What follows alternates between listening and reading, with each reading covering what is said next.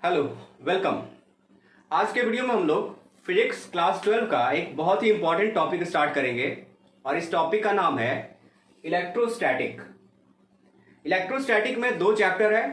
ये आपको physics part 1 में फर्स्ट चैप्टर मिलेगा, इलेक्ट्रिक चार्ज एंड फील्ड, और इलेक्ट्रोस्टैटिक में सेकेंड चैप्टर है इलेक्ट्रोस्टैटिक पोटेंशियल। तो आज के वीडियो हम लोग इलेक्ट्रोस्टैटिक स्टार्ट करेंगे, यानी फर्स्ट चैप्टर स्टार्ट करेंगे, इलेक्ट्रिक चार्ज एंड फील्ड। तो इलेक्ट्रोस्टैटिक होता क्या है, इलेक्ट्रोस्टैटिक वर्ड कहां से आया? तो इलेक्ट्रोस्टैटिक वर्ड जो है दो वर्ड से बना है, इलेक्ट्रॉन प्लस स्टैटिक। यहां पे इलेक्ट्रॉन का मतलब चार्ज और स्टैटिक मतलब होता है रुका हुआ है, यानी रेस्ट।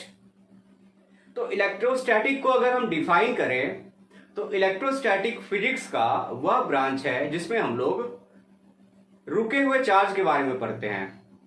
ठीक है, the study of electric charge in rest is known as electrostatic. Charge अगर कहीं पे रखा हुआ है, रुका हुआ है, तो उसमें जो है कौन कौन सा वो उसमें उसका प्रॉपर्टी होगा, इसी के स्टडी को हम लोग इलेक्ट्रोस्टैटिक कहते हैं। दो ऑब्जेक्ट को जब आपस में रब करते हैं, रगड़ते हैं, तो दोनों ऑब्जेक्ट जो है वो चार्ज हो जाता है। हम लोगों ने बचपन में भी जो है पेन को जो है हेयर में रब करने पर जो है उसमें पेपर जो है, पेपर का टुकड़ा जो है चिपक जाता है, क्योंकि जब हम पेन को हेयर से रब करते हैं तो हमारा हेयर और ये पेन दोनों जो है चार्ज होता है। ठीक है, शुरुआत में इनिशियली जो है लोगों को यही नॉलेज था कि दो चीजों को रब करने पर जो है दोनों आपस में अट्रैक्टेड फील करने लगता है। ठीक है, बाद में जाकर के और डिटेल में जब स्टडी आगे बढ़ा तो लोगों को पता चला कि चार्ज के जो है दो टाइप होते हैं, positive charge and negative charge. लेकिन इलेक्ट्रिक चार्ज जो है मेनली इलेक्ट्रॉन के मूवमेंट के कारण क्रिएट होता है। इलेक्ट्रॉन के मूवमेंट के कारण क्रिएट होता है। इलेक्ट्रिक चार्ज इलेक्ट्रॉन के मूवमेंट के कारण जो है क्रिएट होता है। इलेक्ट्रॉन आप लोगों को पता है कि निगेटिवली चार्ज होता है, तो इलेक्ट्रॉन ही मूव करने से पॉजिटिव चार्ज क्रिएट होता है और निगेटिव चार्ज भी।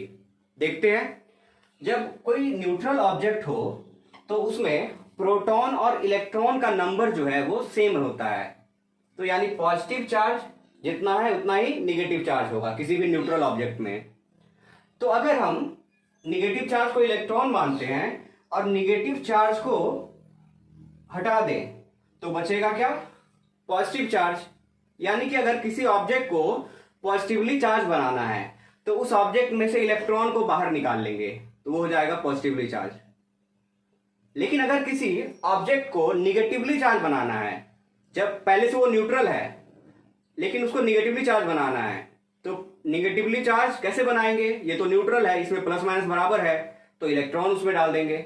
जब इलेक्ट्रॉन डालेंगे तो मतलब उसमें निगेटिव चार्ज पॉजिटिव से ज्यादा हो जाएगा, जिसके कारण वो ऑब्जेक्ट निगेटिवली चार्ज हो जाएगा। यानी पॉजिटिव और निगेटिव चार्ज दोनों इलेक्ट्रॉन के मूवमेंट के कारण क्रिएट होता है।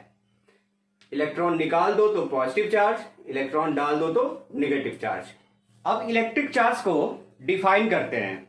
इलेक्ट्रिक चार्ज को डिफाइन कैसे करें? अगर आपसे कोई पूछे कि इलेक्ट्रिक चार्ज का डिफिनेशन क्या होगा, तो इलेक्ट्रिक चार्ज को Q से डिनोट करते हैं।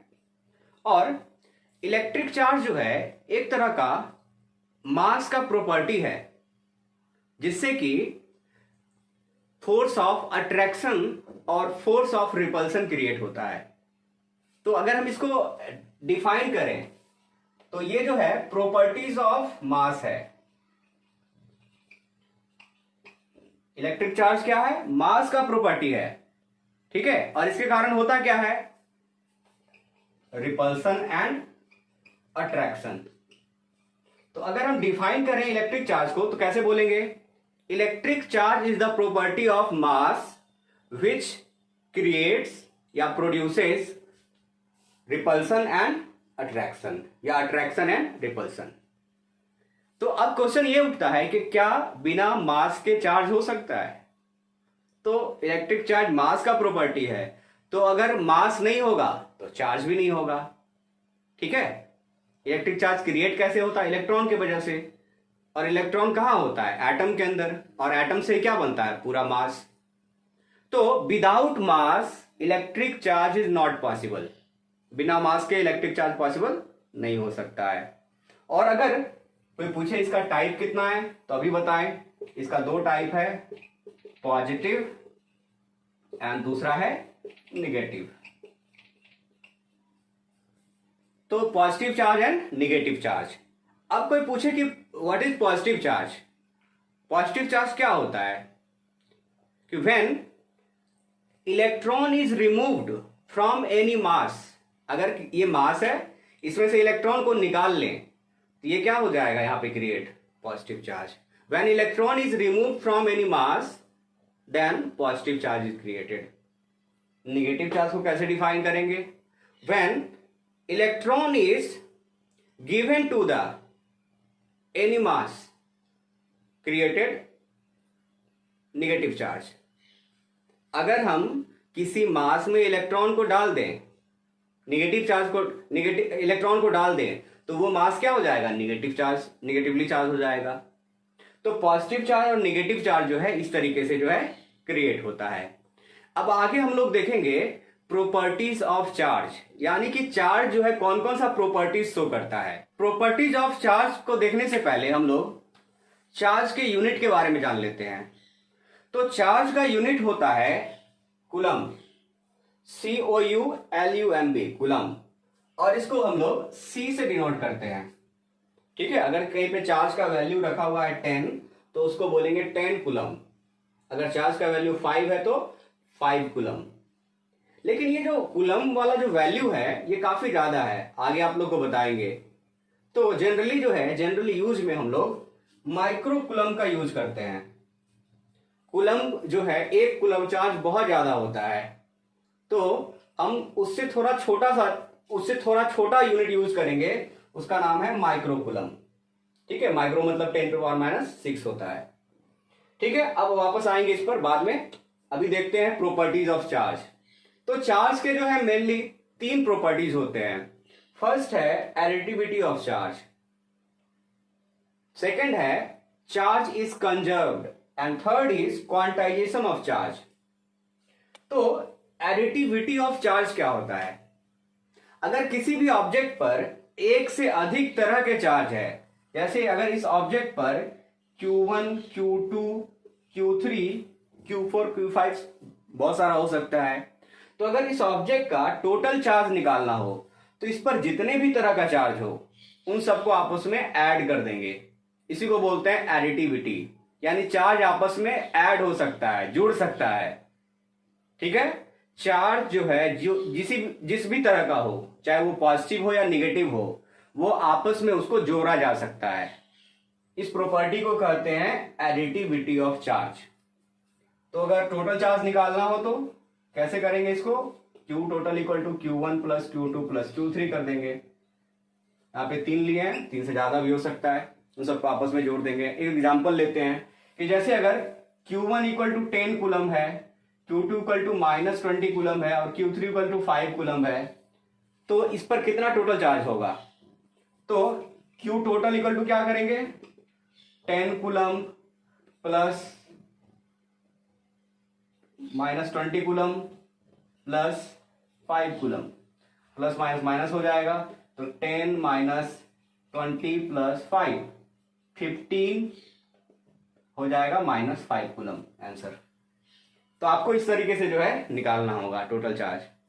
ठीक है, तो टोटल चार्ज को ऐड कर देना है, चाहे वो पॉजिटिव हो या निगेटिव हो। ठीक है, अगर 10 कूलम है और -5 कूलम है, दोनों को ऐड करेंगे तो कितना होगा? तो 10 प्लस -5, प्लस माइनस माइनस ही होगा, तो 10 में से 5 घटाएंगे तो 5 कूलम होगा। ठीक है, तो एडिटिविटी ऑफ चार्ज बोलते हैं इसको। सेकंड है चार्ज इज कंजर्व्ड। अब ये एनर्जी कंजर्वेशन जैसा ही है कि चार्ज को ना तो डिस्ट्रॉय किया जा सकता है और ना ही चार्ज को क्रिएट किया जा सकता है। ठीक है, charge is neither be created nor be destroyed. Charge को ना तो बनाया जा सकता है ना ही नष्ट किया जा सकता है, ये एक रूप से दूसरे रूप में बदल जाता है। It changes into one form to another form. जैसे अगर एक बॉडी है जो कि न्यूट्रल है, ये न्यूट्रल, इस पर कोई चार्ज नहीं है, लेकिन अगर इस पर प्लस चार्ज क्रिएट करना है तो इसमें से इलेक्ट्रॉन निकाल दीजिए, ये हो जाएगा प्लस चार्ज वाला। ठीक है, अब इस ऑब्जेक्ट पे जितने भी प्लस चार्ज है और जितना इलेक्ट्रॉन निकालें, अगर उसको फिर से ऐड करेंगे तो फिर से न्यूट्रल हो जाएगा वो बॉडी। मतलब यहां पर कुछ भी क्रिएट नहीं किए, इलेक्ट्रॉन इस बॉडी में ही था, इस बॉडी से इलेक्ट्रॉन निकाल दिए, ये बॉडी हो गया पॉजिटिवली चार्ज। इसी को बोलते हैं कंजर्वेशन ऑफ चार्ज।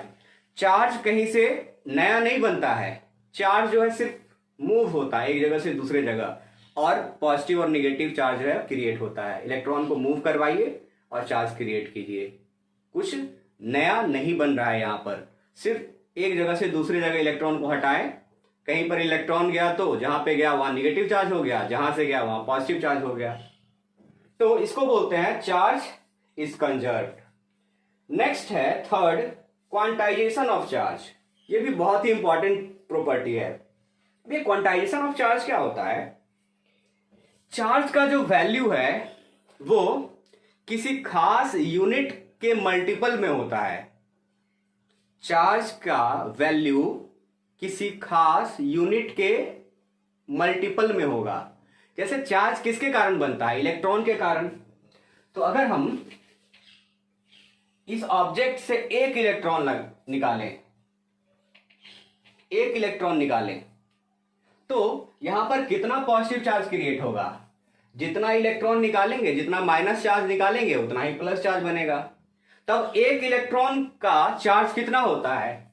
तो एक इलेक्ट्रॉन का चार्ज होता है 1.6 इंटू 10 पावर माइनस 19 कूलम। ठीक है, अगर इसमें 2 इलेक्ट्रॉन निकाल दे तो कितना पॉजिटिव चार्ज? तो 2 इलेक्ट्रॉन के चार्ज के बराबर। ठीक है, यानी कि चार्ज जो है हमेशा इलेक्ट्रॉन के चार्ज के मल्टीपल में होगा। ठीक है, जितना इलेक्ट्रॉन निकालेंगे उतना चार्ज क्रिएट होगा। तो इससे एक फॉर्मूला बनता है, Q is equal to N into E। यहां पर E क्या है?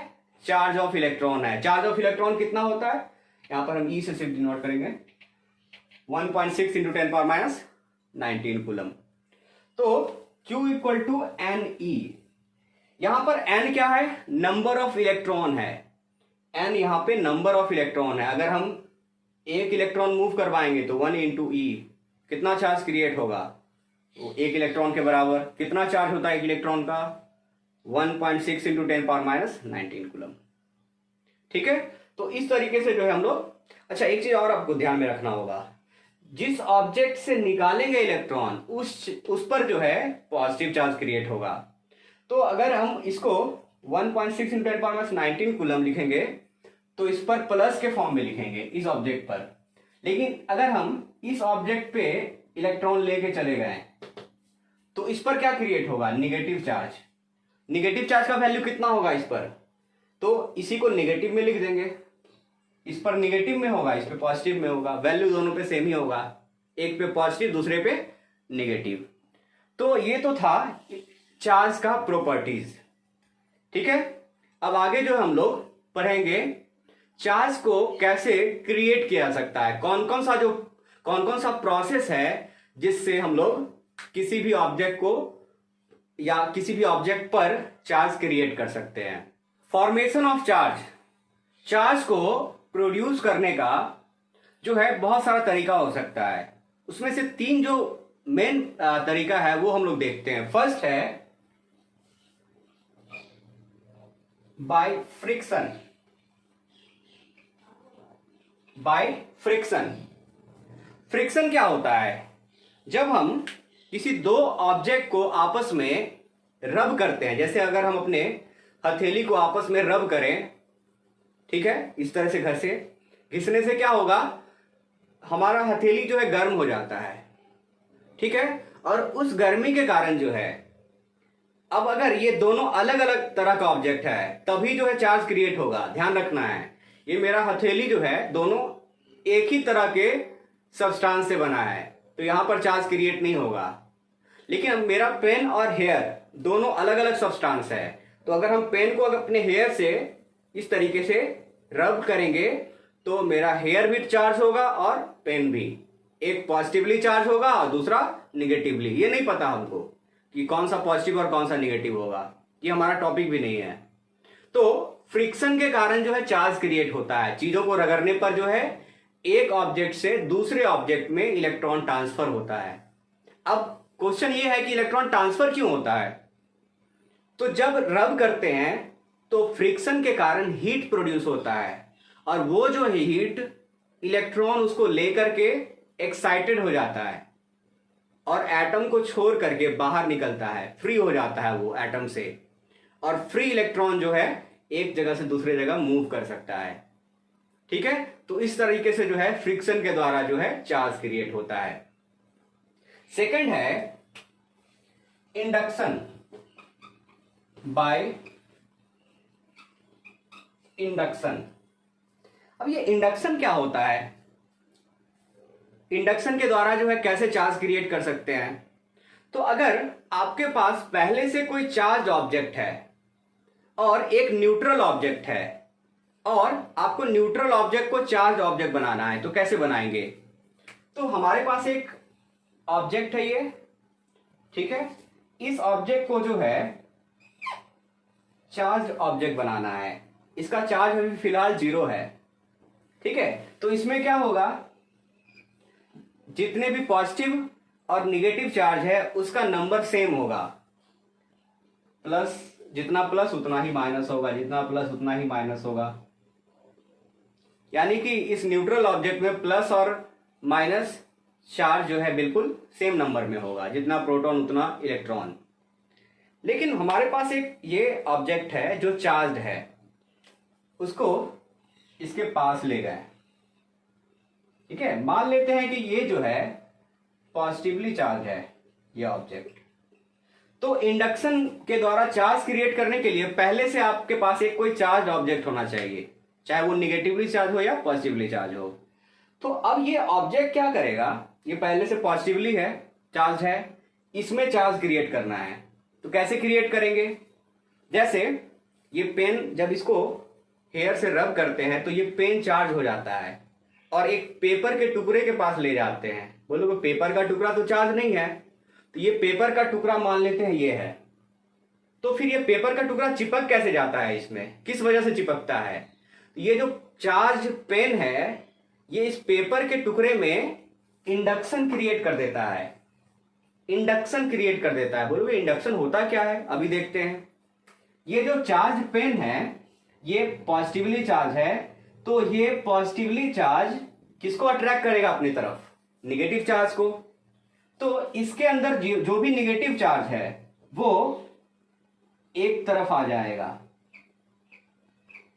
प्लस की तरफ चला जाएगा, और प्लस माइनस क्या करता है, एक दूसरे को अट्रैक्ट करता है।